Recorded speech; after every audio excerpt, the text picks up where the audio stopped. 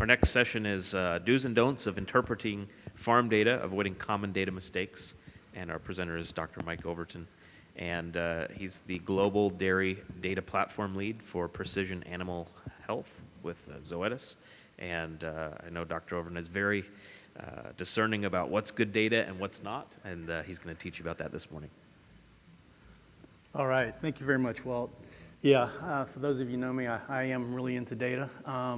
I was telling Cheryl when she invited me to speak for this session that I could do this for several hours, but we've got about 25 minutes, so bear with me. We'll fly through some stuff. First, talking about data.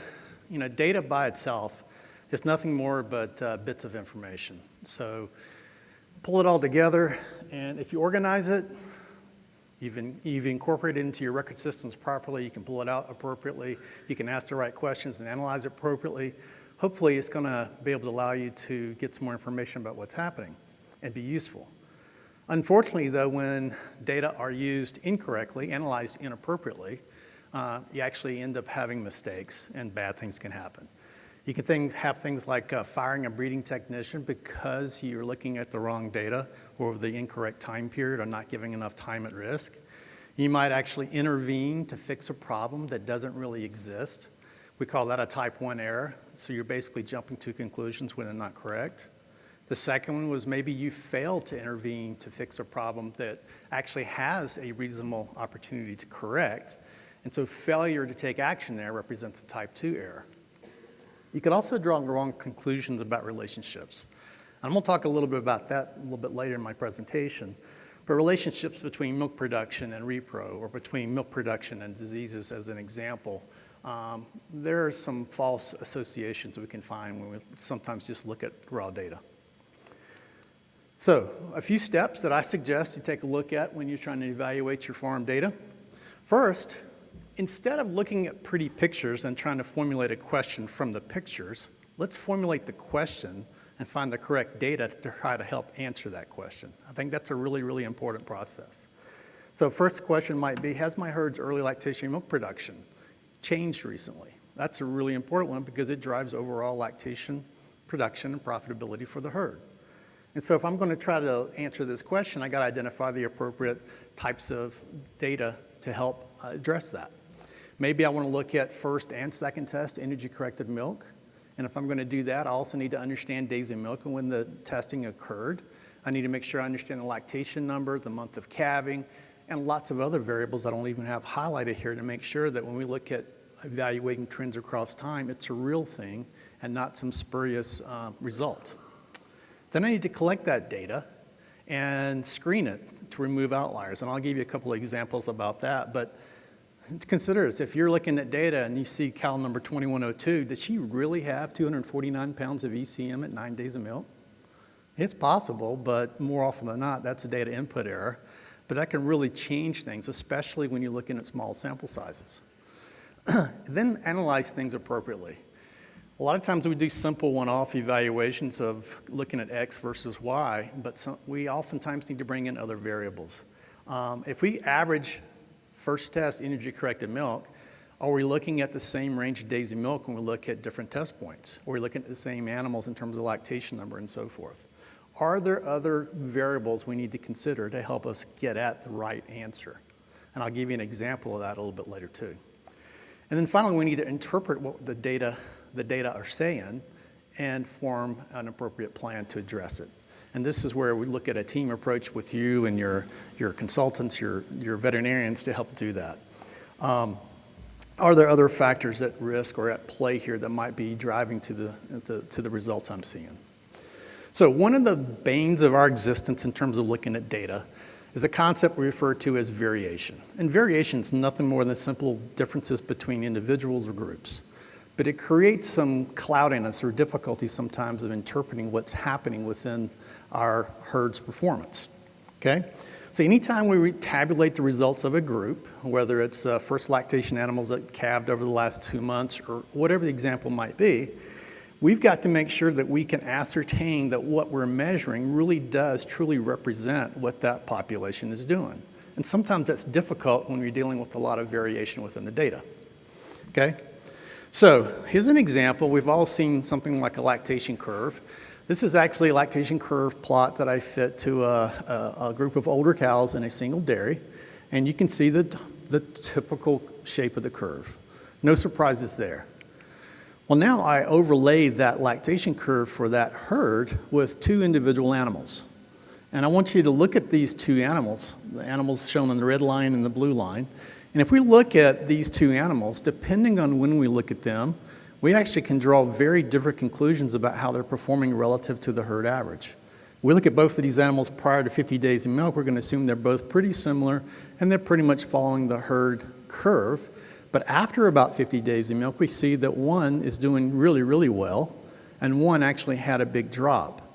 And we need to understand, is that big drop just spurious, just happens, bad day of test or whatever, or is there a disease or other issue taking place? Then move forward, and then you see this shotgun blast. And this is what we see when we look at adding cows across a larger herd together. Again, this is one single herd, but the point I'm trying to make is there's lots of variation from test to test and by cow to cow. And we need to understand what's really happening within the herd. So when we're measuring this, we need to understand the impact of variation on key measurement outcomes. And we got to be careful not to assume some of the changes we see that might be numerical changes, they may not be real changes in terms of what's actually happening. And one of the things we can use, the tools we can use to help get at that a little bit more, is the concept of confidence intervals. I'm not going to get into a lot of statistics today, we simply don't have time, but I want to give you a quick little example. Assume we're going to flip a unbiased coin. Take a quarter out of your pocket and you flip it 10 times.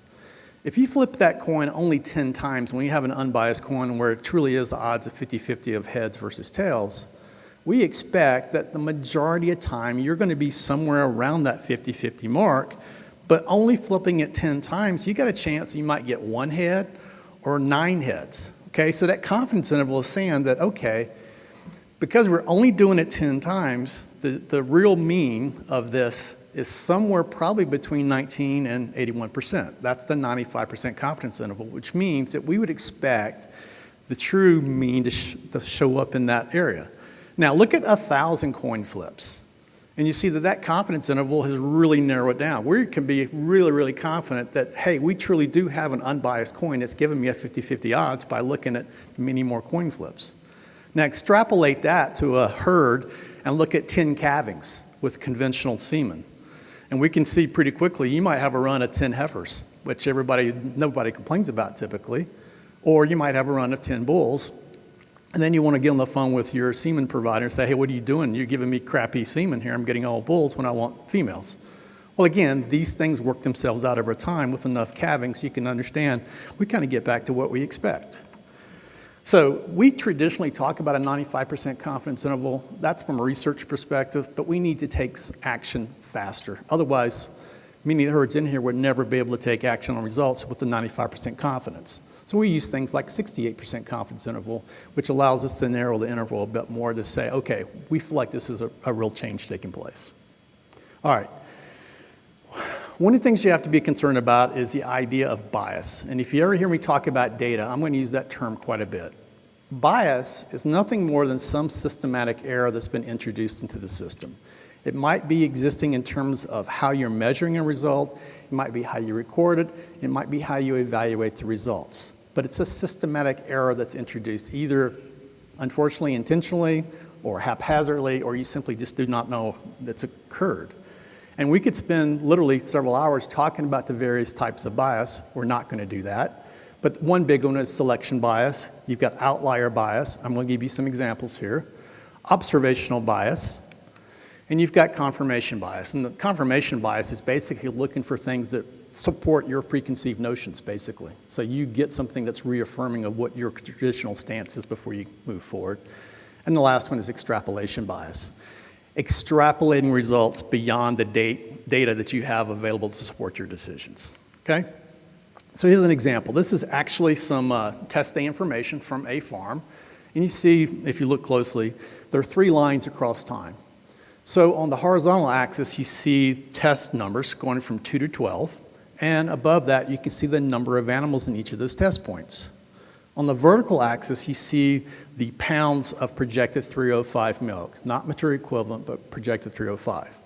And if you look at first just on the blue line represents the first lactation animals. And if you look across time, one of the things you see here is that line is increasing. And from the second test to the 12th test, we see that group of animals has increased in their milk production by over 3,000 pounds of 305 milk. Well, here's a surprise for you. That group did not improve 3,000 pounds. But the animals that are present at the 12th test are in the second test, but not all of the second test animals are contributing information to the 12th test. And so what has happened is that some of the poor producers contributing data at test 2 have been removed before they have a chance to get to the end. This is what I'm referring to as a culling bias. This is not something people are doing intentionally, but you have to understand the impact of basic management when you're measuring some of your outcomes. And so we see here a 17% change, but most of that has been driven because we've removed the inferior producers over time. Okay? Now, another thing around this idea about older cows. Do older cows make more milk? And the answer to that is yes and maybe. It depends. This is a different data set. This is a data set I pulled together for a different project, different goal altogether. But this represents information from 15,000 cows collected from 15 different dairies. And all I'm showing you here is progression from first lactation to second to third to fourth. And if you look on the right-hand side, you see the number of cows. I start off with about 14,000 animals that contribute milk information for first lactation. But as we get to the second lactation, that's down to 10,000 animals. And from second to third, it drops to 6,600 animals. And so we're losing animals, and if you look at the production differences, yeah, from first lactation to second, there's an 18% increase. But it's not exactly comparing apples to apples either. And we can see that we actually max out in this particular data set in the third lactation. All right, let's take another look at only the survivors. Now these are the animals, if you look at the very bottom, 25, let's see, there are 1,732 animals that actually survived through 5 lactations. And look at those animals compared to the original population. They actually came in and had more milk in first lactation, and they had more milk in second lactation, and they had more milk in third lactation than the average that they were compared to. And these animals actually increased more from first to second lactation than the average population. But you see now these animals are peaking out in terms of highest 305 milk at the fourth lactation before they start declining. So yes, older cows make more milk, but a lot of what we observe in dairies is a result of culling bias or selection bias and keeping the better animals around longer. Okay? Now, another thing you need to remember, averages can lie. This is an example, again, of an outlier bias. So imagine here, Michael Jordan walks into a bar, and everyone inside becomes a millionaire on average. Okay? So we start off thinking about average as a description of the central tendency of a population or a group of numbers. But that's only appropriate if we've got a distributional aspect of that that makes sense. In this particular example, we got 50 people at a bar for happy hour. And a lot of those are college students that happen to take a break from studying to come over and have a beer. You got some that just got off of work, but if you look at the median net worth, the midpoint's 85,000, the average is 86,000. Michael Jordan walks in with a net worth of 1.6 billion, and now on average, everyone is worth over 31 million. But the individuals in that bar did not change their status. But this one outlier changed the perspective of what you would interpret that group representing when you see it. Okay? And this happens in dairy world as well. This is an example looking at first lactation animals. This is 1 month of calvings. This is 21 cows, and all I'm doing is showing you the results of first test components, fat plus protein pounds. And so you see the mean here is 5.8 pounds. First lactation, a lot of people will be really happy about that. But if we look at the distribution, in that one they go from 3.6 to 14.2. And if we take out that one extreme outlier, the mean is now 5.4. Respectable, but that's not quite where we were getting excited before at 5.8. So again, be aware of some of the outliers and make sure you analyze or evaluate your data before analyzing it completely to understand what does the actual distributional nature look like. Are there some errors in there that you might need to consider removing, either because there might be zeros or close to zero or extreme values. This is another example to be aware of. Understand the importance of population time at risk. So this is a chart where someone created a new report to examine pneumonia risk in the dairy heifers. So this is risk of pneumonia within the first year of life. And you look at this graph without understanding what I just said, and you can go, yeah, clearly there's a positive trend. We're doing a much better job of having fewer animals get pneumonia. A more appropriate way of evaluating this would be to compare pneumonia risk by 60 or 90 days of age. Now everybody has a much more equal footing for comparison. So be aware of population time at risk. Beware of confounding variables. So a confounding variable is any extra variable that you didn't account for that might have an impact on the outcome. Okay? An example, and this is a real life example that I worked through just a few weeks ago for one of my field colleagues. They wanted to compare first test or first lactation milk production for heifers that were coming from 2 different heifer growers. Okay? So what I did was I looked at first some of the underlying basic descriptive statistics. These animals had the same calving range, same breed, same culling risk and early lactation, same genetic potential, and they had the same outcome for comparison. In this case, I chose third test 3 of 5 milk so that I could put everyone on an equal basis for consideration. Okay? So here's heifer grower A results and heifer grower B. And you can take a look at this and see that, sure enough, heifers from grower B came in with 752 pounds more milk than those in heifer grower A. Statistically significant, you're really happy with that. And so the conclusion might be, well, let's let grower B grow all the heifers and fire grower A. Not so fast. And unfortunately, this is what we do sometimes, is jump to conclusions. Taking a deeper look, what we find is that days in close-up for heifers coming from grower A were about 21 days. We think that seems reasonable. Age at first calving is about 22 months. And weight at 2 days in lactation is only 1,269 pounds. Okay? Grower B heifers, they actually had 28 days in close-up on average. Age at first calving is about 23 months. And their weight at 2 days in milk was 1,348 pounds. So when you analyze this statistically through some multivariate methods, we found that more days in close-up was associated with more milk up until about 35 or 40 days. And so simply being on the home farm, getting the close-up ration for heifers was associated with more milk. The other thing we found was that higher weight at calving was more milk. Age had no impact. It did not matter what age of the animal was. It was the size of the animal at calving that drove the results. Now the reality is heifer grower A heifers were doing just as well as heifer grower B. But the reality is they started breeding them earlier and they sent them to the farm later. So really the correct action would be to make sure we're breeding them at the same time point and we're getting them to the farm adequately enough that they can have adequate time on the close-up diet. There's no reason to fire heifer grower A. Okay? All right, benchmarking. This is something we could talk about a long time. I am not a fan of benchmarking. It's the practice of comparing performance metrics across herds, the different groups, different companies, whatever the case may be. But there are big problems with benchmarking. There's simply no 2 facilities that are exactly the same. You don't have the same genetics. You don't have the same risk in terms of investment. You don't have the same debt structure. And then we get into all the data challenges. No 2 herds typically define disease the same, record it the same, detect it the same. And so now trying to compare performance is very difficult, if not impossible. In my mind, there's 2 things we compare benchmarking-wise. It's milk production and it's genetics. Beyond that, it's a big crapshoot, okay?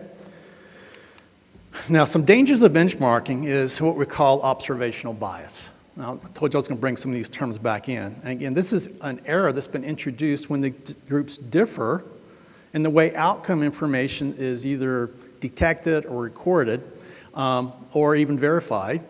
And a good example is ketosis. So I've got herd A, and they're very aggressive at detecting ketosis. This herd tests all cows twice a week for the first 2 weeks of lactation, and they're using a blood test to do this. Herd B has a totally different approach. They rely on their herdsman to find sick cows and then test them to see if there was ketosis present. Do you think there's going to be a difference in the level of ketosis between these two herds? And the answer is absolutely. But they could have the exact same management, same nutrition, everything be identical, and I can still assure you there would be differences in the apparent incidence of ketosis between these two farms. And so comparing these two farms from a ketosis risk perspective would be a big mistake in my opinion. Another example would be metritis, and herd A only records the most severely affected cows, whereas herd B is more aggressive. They record any cow they think has metritis, even if they don't treat it. They just simply record it as a no treat. And again, total incidence is going to be a lot different between those two examples. So what should you do? Well, number one is you need to work in cooperation with your veterinarian to determine what is the definition of disease we want to be detecting and treating, how do we want to go about treating it, how do we want to go about recording it such that in the future we can retrieve the information appropriately to make the right decisions. Are we doing better to prevent disease from occurring? Okay? And sometimes if we have things recorded properly, we can say the incidence may not have changed, but perhaps they've got a lot less severe metritis compared to mild metritis, and that still is a win. Next, don't compare non-comparable results. Well, the two examples I just showed you were non-comparable results, but I get this question a lot. Well, I hear this a lot. Herds want to know which treatment worked best. And that is so dangerous to ask that question in light of just a normal commercial dairy. So take a look at these three groups. These are actual results for mature cows in a single dairy here in the US, and they use two different protocols for treating metritis. So you can see that the cows that did not receive a treatment for metritis, you can see their week 8 milk and then cumulative milk by 90 days and their removal risk. And so you compare no treatment to treatment A, and you go, well, treatment A looks like it's doing pretty well. You've got very similar number of animals removed early. You do have some differences in milk, but that treatment B looks like it's doing a really bad job. Maybe we need to switch all cows to treatment A. Well, not so quick. The reality is, each herd has a reason why they assign treatment A to certain cows and treatment B to certain cows. They don't randomly say, okay, I'm gonna flip a coin, you get A and you get B. That's what we do research-wise. Then you could actually go through and try to evaluate results. But when you're looking at historical records from your farm, knowing that you made some conscious insight into who got what treatment, the results are not comparable. You cannot evaluate those. So don't make that mistake. There's different case definitions, different cows, different duration of therapy. Anyway, just say no. All right, I'm going to finish up with a couple of things here around the idea of correlation versus causation. This creates a lot of confusion for a lot of people. But number one, correlation does not equal causation. I love this picture. That seagull did not cause that fence post, that pipe to bend.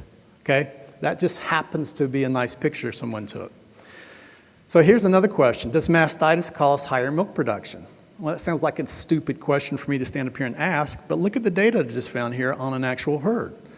I've got the production recorded for first lactation cows in a large U.S. Holstein herd, and I'm comparing production based on the number of cases of mastitis in the record system. And you look at cows that had 0, 1, or 2 cases, not very different. But cows that had 3 or more cases of mastitis had significantly more milk.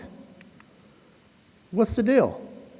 Well, the reality is, higher producing cows have greater opportunity to stay in the herd longer and accrue more cases. If she's a crappy cow and she has a case of mastitis, you get rid of her. If she's a good cow, you might let her have 2 or 3 cases before you finally call it quits. That has a big impact here, okay? Another thing that we see is milk production and reproduction. Really quickly, this is cumulative milk 60. This is total milk by 60 days of milk. I looked at it in 4 different groups. People tend to think that high milk production is associated with poor reproduction. And if you look at this data, where I compare the number of times bred and the days open for these 4 groups, you'd say, yeah, you just proved it.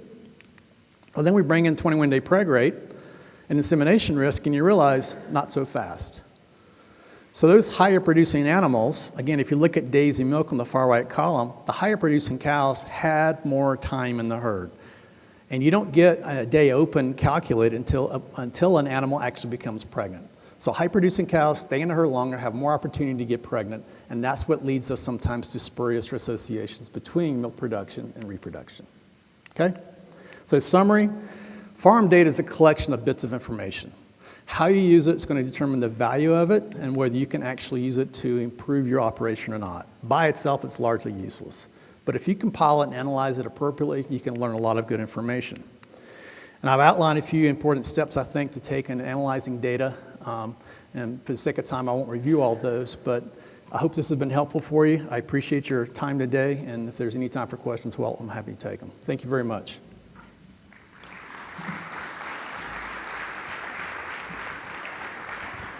Thank you.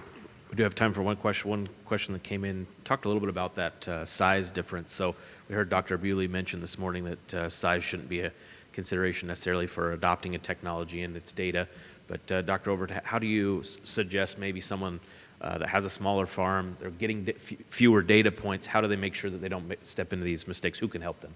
Yeah, that's a really good question. So first of all, I grew up on a small dairy. I grew up on a 60-cow dairy in North Carolina. I understand the issue with some of the smaller herds. I typically don't work with a lot of small herds now, but the challenge is simply sample size.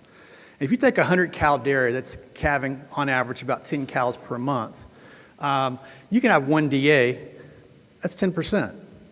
Compare that to no DAs this month, that's 0%, or 2 DAs, and I've doubled my risk to 20%. That's the challenge on the small dairy. And for that situation, you can't immediately go and fire the nutritionist or jump on people because, again, it could be a spurious result. But in that situation, I would try to look at other data that's consistent with fresh cow performance.